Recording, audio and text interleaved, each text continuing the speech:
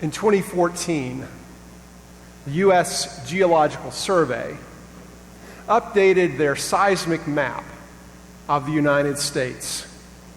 16 states now have regions labeled high risk for seismic activity due to quakes of 6.0 or higher in the past. Some of those 16 aren't surprising, like Alaska, Hawaii, or California. Others, however, hit closer to home and are unsettling. South Carolina, Tennessee, Illinois, and Kentucky. Lest we think the Buckeye State is immune to such, we can see where the tectonic zones, rifts, and fault lines are here in Ohio. Such tectonic zones and fault lines explain the prevalence of earthquakes over time in this state. The new map showing the 16 high-risk states are part of the National Earthquake Hazards Reduction Program. This program is a partnership of 4 federal agencies to reduce the risk to life and property from earthquakes. Being Midwestern do-it-yourselfers with a can-do attitude, rather than simply wait for an earthquake to hit and rely upon federal help, there is something we can do now to be ready. Create an emergency preparedness kit. Emergency preparedness kits and our reading from Luke have something in common. Let's take a look.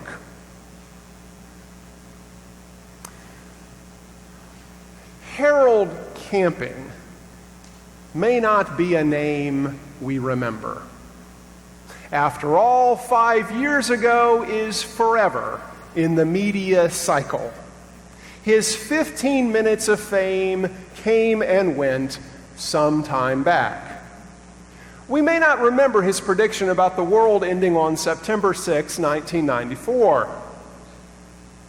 However, we may recall billboards that set May 21st, 2011 as Judgment Day with the tagline, "The Bible guarantees it." According to Camping, on that day at 6 p.m. local time, there would be a series of massive earthquakes all around the globe. And on October 21st, the world would end. Needless to say, May 21st and October 21st came and went without a cosmic reckoning. Reaction, however, was predictable, ranging from serious critique from other Christians to biting ridicule from atheists. Secular groups hosted rapture parties on May 21st and non-judgmental day on May 22nd to display tolerance, cooperation, and harmony. Camping's followers were flabbergasted and devastated, while other Christians extended compassion, counsel, and care to those so let down. An incident from 5 years ago has bearing upon today's passage, particularly when Jesus says, "Beware that you are not led astray, for many will come in my name and say, 'The time is near.'" Harold Camping's predictions and infamy came and went, but these words of Jesus remain.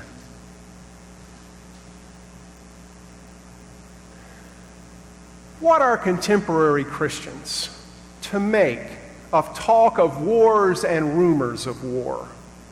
Does talk of end times have any currency in these times? With holy hucksters, gullible believers, and mocking atheists, many Christians might wish such talk of end times would simply vanish. When navigating through the waters of end time topics, it's helpful to have some guidelines. Principles of interpretation that can prevent us from crashing into the Scylla rock of literalism or getting sucked into the Charybdis whirlpool of dismissing such talk altogether. So let us first of all say, we shouldn't dismiss apocalyptic language outright. It's part of the Bible, part of the early church, and comes from the lips of Jesus himself. Apocalyptic language is strange and disturbing, but it does so in order to grab our attention. So we don't simply ignore it. On the other hand, neither do we take it literally and at face value. The story is told of a minister preaching one Sunday on the end times, particularly on the Day of Judgment. As he reached the climax of his sermon, he said that on the Day of Judgment there would be wailing and gnashing of teeth. At which point, an old woman put up her hand and said, "Reverend, I have no teeth." And the minister promptly replied, "Madam, I can assure you, teeth will be provided." Folks who take apocalyptic at face value are doing a disservice to apocalyptic language. Taking apocalyptic literally is by definition an oxymoron, a contradiction in terms, for apocalyptic is to uncover. And there's no uncovering in a literal interpretation. It is what it is, face value and nothing more. Apocalyptic is by nature symbolic, and in order to make sense of it, we have to enter into that symbolic universe. We have a reminder of that symbolic universe painted upon the walls of our mural, apocalyptic beast representing the empires of the world that impede our journey toward God's kingdom. On the one hand, we don't dismiss apocalyptic language out of hand, nor on the other do we take it literally at face value. Apocalyptic language does have value in this day and age if we have ears to hear and eyes to see.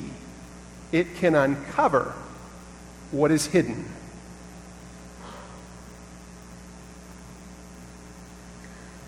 What does this passage from Luke have to say to us today? How can Jesus' words speak to our situation now? Let us consider that Jesus' words in Luke are the equivalent of an earthquake emergency preparedness kit. Like apocalyptic, we may not be happy to receive the message that there are faults beneath us and tremors on the horizon. But if we don't heed the warning, we'll be unprepared. Jesus' words can help us be prepared, whatever comes our way. Jesus gives us some principles to live by in these times. Here's what he says: don't spend time speculating, but watching and praying. Jesus says, many will come in my name and say, the time is near. Do not go after them. Harold Camping is unfortunately just one of many holy hucksters that have plied their false prophecies. Remember Hal Lindsey's late great Planet Earth? He predicted the 1980s could be the last decade of history as we know it. or Tim LaHaye and Jerry Jenkins' Left Behind series of the mid-90s to mid-2000. They strongly suggest the current generation may see the end of the world. And furthermore, it will happen just like how they've written it in their books.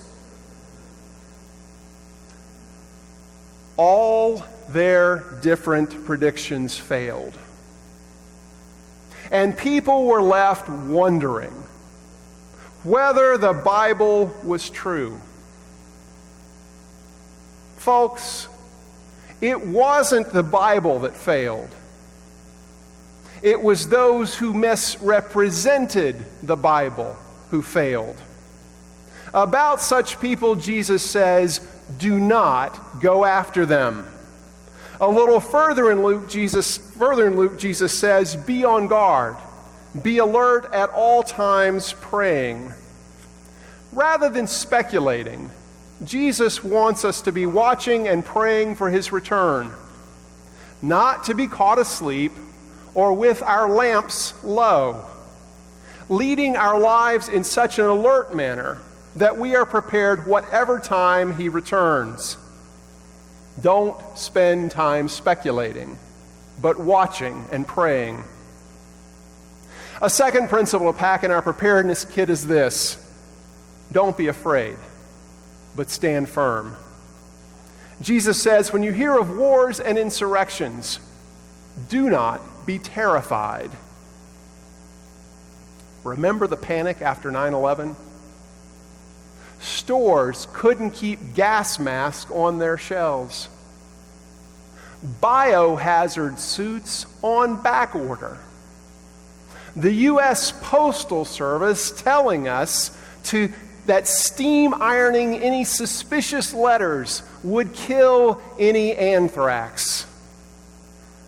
Hardware stores were emptied of duct tape and plastic sheeting because frightened citizens were concerned that a chemical, biological, or radiological attack would soon be launched by terrorists. Fast forward to the present as Al-Qaeda has been superseded by ISIS. Many folks in such times want to hunker in the bunker. After all, why pray when we can worry? What stifles prayer is worry, but Jesus says, don't be afraid, but stand firm. Jesus says, by your endurance, by standing firm, you will gain your souls. If our hope is in God, and we understand, believe, and live knowing God is the Lord of history, then we can be confident, even in the face of a world gone mad. Apocalyptic language proclaims boldly, God is in control of history. And despite all appearances to the contrary, good will triumph. When we know the end of history is firmly in God's hands, it frees us up to live in the present without fear. It doesn't mean we're indifferent to the suffering of this world. The four horsemen of the apocalypse, war, famine, plague, and war, seem to be picking up speed as they gallop across the globe. Many are fearful. Fear is a normal and natural emotion, but our God is bigger than any fear because we rest our hope in Jesus Christ. And his perfect love casts out fear and provides a solid foundation for our lives. A second item to pack in our preparedness kit is this: don't be afraid. but stand firm. A third item to pack in our preparedness kit is this: do testify. Jesus says, when you're brought before others because of my name, do testify. Jesus wants us to be witnesses for him. A witness is someone who can testify to what she or he has experienced or knows firsthand. In a court of law, the witness isn't the defense lawyer. They don't have to explain why something happened. We have Christians who are well versed in the art of apologetics, who defend Christianity. The witness isn't the prosecutor either. We don't have to try and convince someone to make a decision. We simply leave that to others, such as the Holy Spirit, to do. Jesus is simply asking us to be witnesses for him, to share with others what we ourselves have experienced with him. If we are people whose lives are marked not by spending time speculating, but watching and praying, if we are people whose lives are marked not by fear, but by standing firm, then we'll have an opportunity to testify. During this age of great trouble and upheaval, as people look for answers amidst apocalyptic times, Jesus says we'll have an opportunity to testify for him. 1 Peter 3:15 and 16 says, "Be ready at all times to answer anyone who asks you to explain the hope that is within you, but do it with gentleness and respect. To share the hope within us with others who are hopeless, to counter the great fear in this world with an even greater love, to stand firm in the faith, not speculating, but watching and praying." Don't worry whether the whole world ends this afternoon or next year or in 1,000 years. Instead, pay attention to our own spiritual life, our relationships with Jesus and with neighbors. Philip Yancey tells of a story when he took a trip to Amish country in Lancaster, PA. As he shared dinner with them, he discovered how it is that they select their pastors.